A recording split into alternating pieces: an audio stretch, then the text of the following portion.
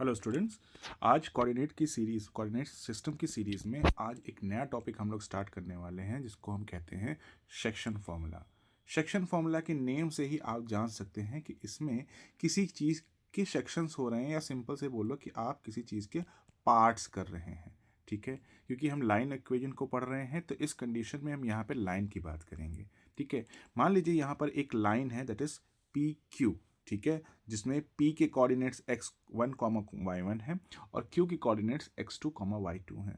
इस लाइन को किसी एक पॉइंट से अगर हम लोग डिवाइड कर दें, ठीक है, हम मान लेते हैं या कोई लाइन से डिवाइड कर दें, या सिंपल से बोलें हम यहाँ पर कोई पॉइंट का फॉर्मेशन कर लें। ठीक है, हम यहाँ पर कोई पॉइंट बना देते हैं। लेट्स सपोज ये कोई पॉइंट है, थर्ड पॉइंट हमने बना दिया।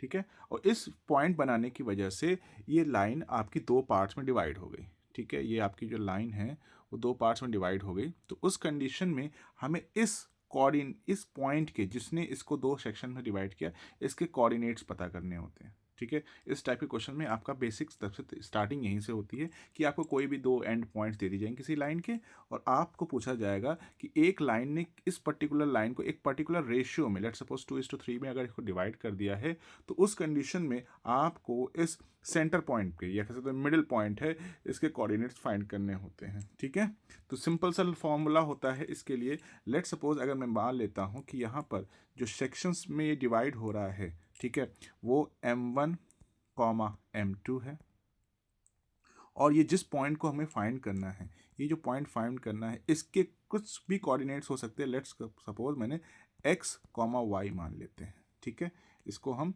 x y मान लेते हैं। अब हमें x y की ही वैल्यूज़ को फाइंड करना है। ठीक है, कि x y जो कोऑर्डिनेट्स बनाएंगे इस सेंटर पॉइंट के, उसके क्या हुआ, हम मान लेते हैं कि इसको ए पी क्यू है और ये आपका r हो गया। हम r के कोऑर्डिनेट्स जो कि x y के टर्म्स में होंगे वो क्या होगा। सिंपल सा फॉर्मूला है, एक्चुअली डेरिवेशन भी है, लेकिन डेरिवेशन से आपको कोई ज़्यादा लेना देना नहीं है, आपको सीधे इसका एप्लीकेशन ही यूज़ करना है। जैसे कि अगर बात करें, ठीक है, जो p के r के जो कोऑर्डिनेट्स होंगे वो x y के टर्म्स में आएंगे, तो आप लिखेंगे x। ठीक है, इसका x को रिप्रेजेंट करना होगा तो m1 x2 plus m2 x1। ठीक है, ये आपको यूज़ करना होगा। मैं पेन की थोड़ी थिकनेस को बढ़ा देता हूँ। ठीक है, मैं पेन की थिकनेस को बढ़ा देता हूँ ताकि x के कोऑर्डिनेट्स आप इजीली लिख सकोगे। ठीक है, फॉर्मूला आपकी बुक में ऑलरेडी गिवन है, मैं इसको फिर यूज़ करना बताऊँगा भाई कैसे करना है। m1 x2 plus m2 x1 upon वो पर्टिकुलर रेशियो जिसमें ये डिवाइड हो रहा है, m1 प्लस m2। ठीक है, ये हो गए एप्सिसा फाइंड करने के। इस r पॉइंट का जो एप्सिसा होगा, मतलब x कोऑर्डिनेट को फाइंड करना होगा, तो आपको इसका x1 और इसके x2 से ही इनको कोरिलेट करके ये फॉर्मूला बनाया गया है, जिससे कि आप एप्सिसा फाइंड कर पाओगे उस मिडिल टर्म का। लेकिन इसी में अगर मैं y की बात करूँ सर, जो y r के जो ऑर्डिनेट्स हैं, ठीक है, r का जो ऑर्डिनेट है, इसके लिए भी सेम फॉर्मूला है, बस आपको क्या करना है x को y से रिप्लेस करना है। तो m1 y2 plus m2 y1 upon m1 plus m2। ठीक है, ये आपके x और y के दोनों के कोऑर्डिनेट फाइंड करने के लिए सिंपल सा फॉर्मूलेज है। ठीक है, आप डायरेक्टली इसका यूज़ करोगे और किसी भी क्वेश्चन को बहुत इजीली सॉल्व कर लोगे। चलिए, इसके आगे मैं एक क्वेश्चन को करके दिखाता हूँ तो आपको चीज़ें और ज़्यादा क्लियर होंगी। देखिए, आपके सामने एक क्वेश्चन बोला गया है, calculate the coordinates of the point P, इसको P बोलेंगे। ठीक है, this is P point which divides the segment joining this A, ठीक है, एंड दिस B। ठीक है, कोऑर्डिनेट्स भी गिवन है दोनों के ही, internally in the ratio of m1:2। ये आपका m1 है और ये आपका m2 है। ये हमको m1 m2 भी दोनों दे दिया गया है। ठीक है, ये हमें यूज़ करना होगा। तो सिंपल से चलते हैं, पहले हम आपको इसका डायग्राम बना के दिखाते हैं कैसा दिखेगा ये। ठीक है, एक स्ट्रेट लाइन है कुछ इस तरीके की।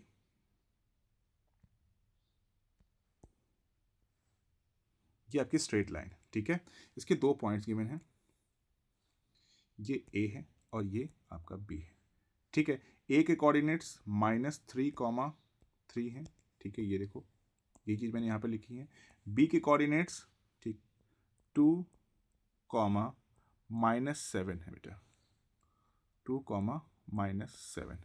ठीक है। अब इन दो कोऑर्डिनेट्स का यूज़ करके आपको एक तीसरे कोऑर्डिनेट को फाइंड करना जो एक्चुअली इसके सेंटर पे कहीं पर, यहाँ पर कहीं पर है, ठीक है, वो जो इस पूरी लाइन को 2:3 के रेशियो में डिवाइड कर रहा है। ध्यान रखिएगा 2:3 मतलब ए के साइड में, ए पहले लिखा गया तो ए का रेशियो 2 हो गया, बी का जो रेशियो है वो 3 है, तो इसमें कंफ्यूज मत होइएगा। अब हम मान लेते हैं कि इसमें कैलकुलेशन को स्टार्ट किया जाए, ठीक है। तो देखिए ये आपका m1 है, ठीक है, ये आपका m2 है। तो पहले हम p के कोऑर्डिनेट्स को x, y के टर्म्स में अगर हम फाइंड करेंगे, ठीक है, x, y, ध्यान रखिएगा ये x1 y1 है, ठीक है। a के कोऑर्डिनेट्स जो भी होंगे वो x1 y1 कंसिडर किए जाएंगे एज पर फॉर्मूला, b के कोऑर्डिनेट्स को हम x2 y2 कंसिडर करेंगे, ठीक है। तो कन्फ्यूजन नहीं होना चाहिए आपको, ठीक है। तो चलिए शुरू करते हैं। p के एब्सिसा,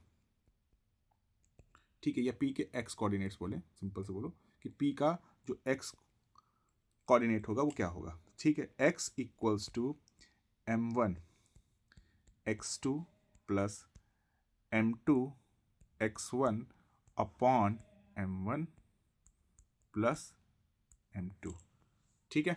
चलो वैल्यूज आपके सामने हैं, सिर्फ पुट करना है, ठीक है। m1 क्या है सर 2 है, ठीक है। x2 क्या है सर, x2 ध्यान रखिएगा ये x2 इज अगेन 2, प्लस का साइन लगाते हैं।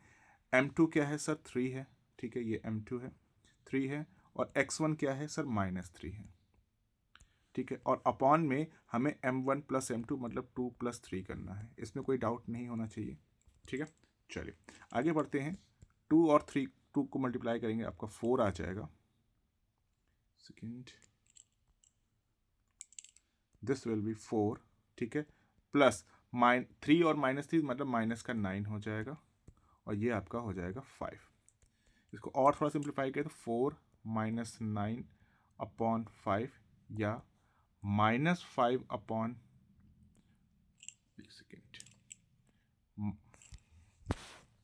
-5 अपॉन 5 इज इक्वल्स टू -1, ठीक है। तो x के कोऑर्डिनेट -1 आ गए, इसको भी हम होल्ड करके रख लेते हैं। अब सिमिलरली हम ऑर्डिनेट भी फाइंड करेंगे, सेम फॉर्मूले से मैं सीधे फॉर्मूला ही यूज़ करूंगा, बस ये आपको x और x की जगह पर y पुट कर देना है। तो p ऑफ y मतलब p के ऑर्डिनेट्स को फाइंड करना है। तो m1, ठीक है, जो कि अगेन 2 है, y2 क्या है बेटा, y2 की बात करते हैं, y2 आपका -7 है, ठीक है, y2 आपका -7 है, प्लस का साइन लगाएंगे, ठीक है। m2 आपका 3 है और y1 भी 3 है, और अपॉन में m1 प्लस m2 को जोड़ोगे आप 5 हो जाएगा। चलो इसको सॉल्व करते हैं, ठीक है। This will B -14, this will B -14 plus 9 upon 5, ठीक है। इसको आप सब्ट्रैक्ट करो तो ये भी आपका बेटा -5/5 आएगा, या सिंपल से बोलो तो 1 आ जाएगा माइनस में, ठीक है। तो आपके p के भी जो 8 -1 आ गए।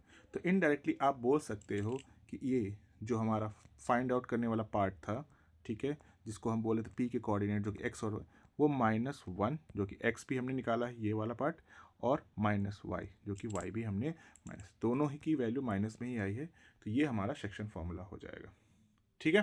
ये पूरा सॉल्यूशन आपके सामने है, एक बार इसको अच्छे से देख लीजिए, बहुत इजी है, ठीक है। सिर्फ सिंपल फॉर्मूले का यूज़ है, कैलकुलेशन में ही जो भी प्रॉब्लम होती है बच्चों को वो प्रैक्टिस से ही आएगा, प्रैक्टिस करते रहिए इन सारे क्वेश्चन को, इसमें बहुत ज़्यादा चैलेंजिंग चीज़ें कोई नहीं होंगी, ठीक है, फॉर्मूला बेस्ड क्वेश्चन होते हैं। चलिए एक और क्वेश्चन देखते हैं। And if 1, -2 is a point on the line segment A and B, ठीक है। इसमें ऑलरेडी देखो A और B के कोऑर्डिनेट्स आपको बोल दिए गए, एक लाइन है जो कि A और B से बन रही है, ठीक है, कुछ इस तरीके से। A के कोऑर्डिनेट्स 3, -3 है, 6 है सॉरी, और B के कोऑर्डिनेट्स हमें पता नहीं है, हमने मान लिया कि X और Y है, ठीक है। हमें एक पॉइंट की पता है, मान लो कि ये P पॉइंट ही है, इसके कोऑर्डिनेट 1, -2 दिए गए हैं। अब इस बार हमें एंड पॉइंट्स में से एक पॉइंट फाइंड करना है, हमें सेंटर पॉइंट पता है, सेम कॉन्सेप्ट है, सेम फॉर्मूला है। इस बार भी आप क्या करोगे, वही फॉर्मूला लगाते हैं, ठीक है। This will be x into m1, हाँ इसमें रेशियो भी आपको दिया गया है, 2:3 का ही रेशियो है, ध्यान रखिएगा 2:3 का ही रेशियो है। तो M1 M2 आपका ये M1 हो गया, this is M1, this is M2। ठीक है, चलो मैं जल्दी जल्दी कर रहा हूँ ताकि कम टाइम में ज़्यादा चीज़ें आपको मैं समझा पाऊँ। ठीक है, M1 X2 plus M2 X1 upon M1 plus M2। ठीक है, M1 क्या है बेटा, M1 आप देखो, M1 आपका 2 दिया गया है, कोई प्रॉब्लम नहीं है। हाँ, X2 हमें नहीं दिया गया है, तो X2 की जगह पर हम X ही रिपोर्ट कर लेते हैं। ठीक है, तो ये 2X हो गया। M2 क्या है, 3 है बेटा, 3 है M2। और X1 क्या है, दैट इज 3 अगेन। ठीक है, सॉल्व कीजिए इसको। ठीक है, दिस विल बी अपॉन में 2 + 3 दैट इज 5 हो जाएगा, M1 + M2 का सम। ठीक है, दिस इज 2X। और हाँ, ये जो इस X की वैल्यू ये क्या है, ये आपकी बेटा 1 है। ठीक है, इसको आप 1 के इक्वलेंट, क्योंकि एक्चुअली में हम इस हर बार इस पॉइंट को ही फाइंड करते हैं, लेकिन इस बार ये पॉइंट हमें गिवन है तो उसको ही हम लोग यूटिलाइज कर लेंगे एक्स एंड पॉइंट्स को फाइंड करने के लिए। ठीक है, हर बार हमें ये पॉइंट फाइंड करना होता था, लेकिन इस बार हमें ये फाइंड करना है, तो फॉर्मूला हमारा सेम है। अननोन वैल्यू इस बार ये ना होकर ये अननोन वैल्यू होने वाली है। ठीक है, तो सब कुछ काम सेम है, बस कैलकुलेट करना है। चलिए, दिस विल बी 3 और 3 आपका हो जाएगा 9, तो इट इज 9 अपॉन 5, और ये इक्वल टू 1, इसका क्रॉस मल्टीप्लाई करिए। ठीक है, तो this will be 5 is equals to 2x plus 9। ठीक है, 9 को 10 सेंड करेंगे, that is 5 minus 9 is equal to 2x। ठीक है, -4 इज इक्वल्स टू 2x, या x इक्वल्स टू -2 हो जाएगा। ठीक है, x की वैल्यू हमने फाइंड कर ली, मतलब ये जो बात है ये आपका -2। ठीक है, ये आपका -2 आ जाएगा। चलिए, अब सिमिलरली y के भी वर्ड फाइंड करने हैं, तो y is equals to M2 y1 plus M1 y2 upon M1 plus M2। ठीक है, M1 प्लस M2 ये आपके x के लिए काम हो चुका है, y के लिए कर रहे हैं। ठीक है, तो M2 की वैल्यू फिर से आपकी 3 है, मैं वैल्यूज लिख लेता हूँ पहले।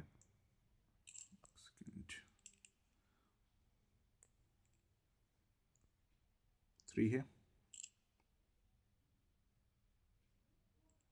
इसमें कंफ्यूज मत होइएगा, मैंने M2 y1 करा है, M1 y2 का, तो किसी को भी आप आगे पीछे करने हैं, क्योंकि एट लास्ट उनको ऐड ही होना है।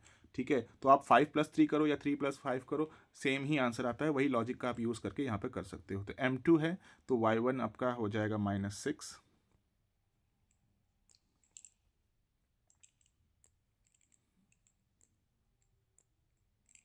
-6 प्लस M1 2 है, और y2 हमें फाइंड करना है, दैट इज y ही रहने देते हैं। ठीक है, दिस इज ओनली y। ठीक है, और दोनों का सम फिर से 5 होने वाला है, बाकी काम इधर ही कर लेते हैं। ठीक है, दैट इज 6, और हाँ, और ये y की वैल्यू हमको गिवन है, दैट इज कितना -2। ठीक है, ये इस तरह का पार्ट आपके -2 गिवन है। ठीक है, ये आपको -2 दिया गया है, क्रॉस मल्टीप्लाई करेंगे, ये आपका -10 हो जाएगा, ये आपका -10 हो जाएगा। दिस विल बी -18 और +2y। ठीक है, इसको इधर फ्रेंड करेंगे। ठीक है, दिस विल बी 8 2y। ठीक है, तो y इज इक्वल्स टू 4। ठीक है, 4, y इज इक्वल्स टू 4। ठीक है, तो आपने यहाँ पर इस b पॉइंट के भी कोऑर्डिनेट्स को फाइंड कर लिया। ठीक है, कितना आ गया, -2 तो हमने ऑलरेडी फाइंड करा था, और ये आपका 4 आ गया, तो y -2, 4। ठीक है बेटा, इजी था। -2, 4 आपका इसके इसके इस पॉइंट के कोऑर्डिनेट्स हो गए। थोड़ा सा हौच पौच हो गया आप, लेकिन स्टार्टिंग से देखोगे तो आप इजीली इसको समझ पाओगे। ठीक है, ये देखिए, ओके, कैलकुलेशन आपके सामने है, एक बार इसको पूरा अच्छे से देख लीजिए। ठीक है, फिर हम अगले क्वेश्चन पर एक और क्वेश्चन करेंगे ताकि इसकी अच्छी प्रैक्टिस हो जाए। अब इस बार देखो, थोड़ा सा आपके डायग्रामेटिक फॉर्म में एक चीज़ें दी गई हैं, आपको फिर इसको यूज़ करना है। ठीक है, the centre of a circle is C, that is -1, 6, and one end of the diameter is a, ठीक है, इसका एंड, ये इसका सेंटर है, ध्यान रखिएगा, ये सर्कल का सेंटर है, ये रेडियस है और ये रेडियस है। अब ध्यान रखिए कि रेडियस कोई भी हो, ठीक है, तो वो इक्वल हाफ में ही डिवाइड करता है, ठीक है। तो ये आपका रेशियो 1 और इसका भी रेशियो 1, तो 1:1 का हो जाएगा। तो आप बोल सकते हो कि सर M1, ठीक है, और M2 दोनों ही आपका 1:1 के रेशियो में गिवन है, ठीक है। तो यहाँ पर लिखा नहीं है रेशियो, बट स्टिल क्योंकि ये सर्कल है तो ये रेडियस है और ये भी रेडियस है, तो रेडियस रेडियस इक्वल होते हैं, तो रेशियो आपका 1:1 हो जाएगा। तो M1:M2 यहाँ पर आपको यूज़ करना है 1:1, ठीक है। चलो शुरू करते हैं विद द क्वेश्चन। फॉर्मूला हम यूज़ करेंगे, हमको फाइंड करना है इस बार बी के पॉइंट्स। ध्यान रखना है कि फॉर्मूला क्या होगा, एक्स या x is equals to M1 x2 plus M2 x1 upon M1 plus M2, ठीक है। ध्यान रखिए कि M1 भी 1 है और M2 भी 1 है, ठीक है। तो दोनों को ही 1 पुट करोगे तो आपका ये देखो सेंटर पॉइंट आपको दिया गया है, ये वैल्यू आपको x देगी, ठीक है, दैट इज -1, ठीक है। M1 1 है, x2 कितना है बेटा, x2 में फाइंड करना है, तो x2 को हम लोग x ही रहने देते हैं, प्लस M2 कितना है, वो भी 1 है, x1 कितना है, दैट इज 5, ठीक है, ये आपका x1 दे रहा है, ये 5, और अपॉन में M1 1 + 1 दैट इज 2, ठीक है। दिस इज बी x, ठीक है। इसको थोड़ा और मैं पीछे नीचे लेके चलता हूँ। दिस विल बी, इस 2 को आप इधर सेंड करो तो दिस -2 हो गया, ठीक है। दिस इज x + 5, ठीक है। 5 को इधर सेंड करेंगे, this will be x equals to -2 - 5 that is -7, ठीक है। x मतलब ये जो b के कोऑर्डिनेट्स हैं जो कि हमें फाइंड करने हैं, वो आपका बेटा -7 आ जाएगा, ठीक है। ये आपको यहाँ पर -7 मिलने वाला,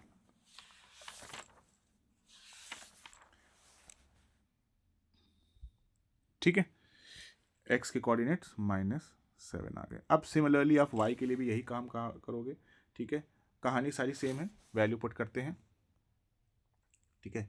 तो y is equals to M2y1 plus, formula बार बार लिखना इसलिए ज़रूरी है क्योंकि एग्ज़ाम में प्रेशर रहेगा आपके ऊपर, तो वहाँ पर फॉर्मूले में गलती नहीं होनी चाहिए, क्योंकि स्टेप मार्किंग अगर हो रही है तो वहाँ पर इसको किसी भी तरीके से आप मिस मत करो, ठीक है। M2 1 है, ठीक है।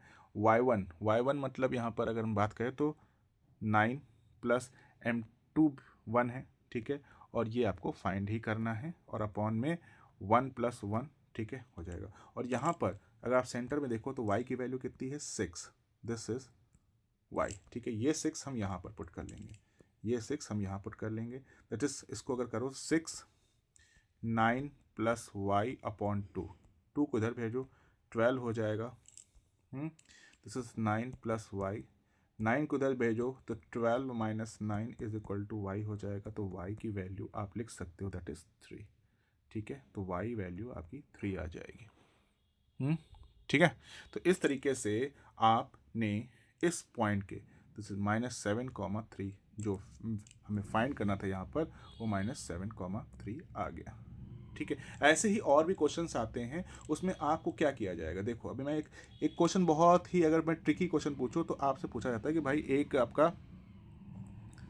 रोम्बस है या पैरेललोग्राम है, कुछ इस तरीके से बना दिया जाएगा, ठीक है। इस तरीके से रोम्बस बना देंगे, ठीक है, और इसमें आपको डायगनल्स को भी बना देंगे, चलो डायगनल्स भी बना देते हैं इसके। तो इसके डायगनल्स अगर मैं बनाऊँ, एक ये डायगनल हो गया, ठीक है, और एक ये डायगनल हो गया, ठीक है। अब रोम्बस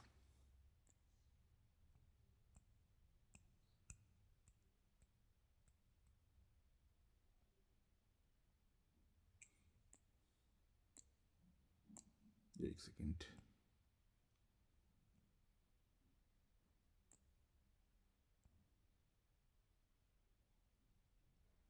ये आपका एक रोम्बस है, ये इसको, तो इसमें क्या होता क्या है, कंडीशन क्या है कि भाई इसमें देखो आपको A B C और D दे दिया जाएगा, ठीक है। और आपसे पूछेंगे इन दोनों डायगोनल्स की जो इंटरसेक्शन पॉइंट हैं उसके कोऑर्डिनेट निकालो, ठीक है। तो आप बता सकते हो कि अगर आपने क्वाड्रिलेटरल पढ़ा है तो रोम्बस हो या आपका पैरेललोग्राम हो, तो वो जो उनके डायगोनल्स होते हैं वो एक दूसरे को पर इक्वल बाइसेक्ट करते हैं। फिर परपेंडिकुलर हो ना हो, ठीक है, वो तो सिर्फ रोम्बस की कहानी है। लेकिन अगर सिर्फ पैरेललोग्राम भी बोला गया है तो वहाँ पर इसके डायगोनल्स एक दूसरे को इक्वली बाइसेक्ट करते हैं। तो बाइसेक्ट करेंगे तो इस कंडीशन में रेशियो 1:1 हो जाएगा, चाहे इसका हो चाहे इन दोनों के बीच का निकालना हो। चाहे आप ए और सी का यूज़ करते हो तो भी रेशियो 1:1 ही हो जाएगा, ठीक है।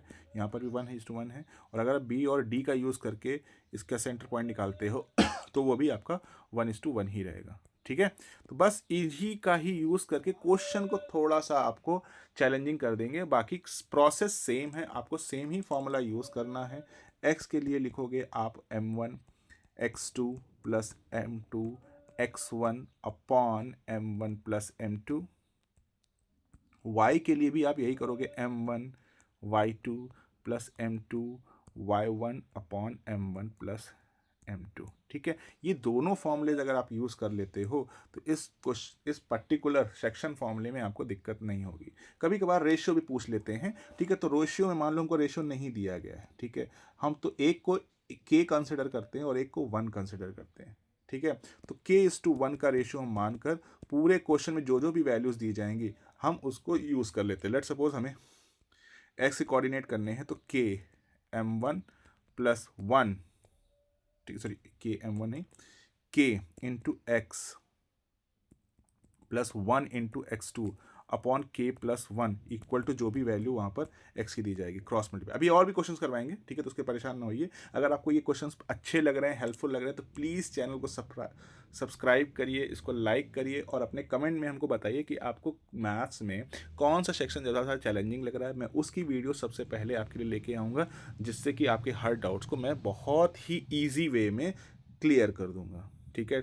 एग्ज़ाम को बहुत कम दिन बचे हैं, तो हर चीज़ आपकी बहुत अच्छे डेप्थ नॉलेज होनी चाहिए। इस वजह से मैं हर चीज़ को बहुत बेसिकली बढ़िया तरीके से कवर करने की कोशिश करो, ट्रिक से, कि भाई आपको पूरा रटना नहीं है कि भाई ये होता ही होता है, लेकिन आपको वो ट्रिक्स पता होनी चाहिए जिससे कि आपके सारे क्वेश्चन बहुत ईजिली आप एग्जाम में सॉल्व कर पाओ, ठीक है। तो आज के लिए इतना ही रखते हैं, मिलते हैं फिर आपसे अगली वीडियो में।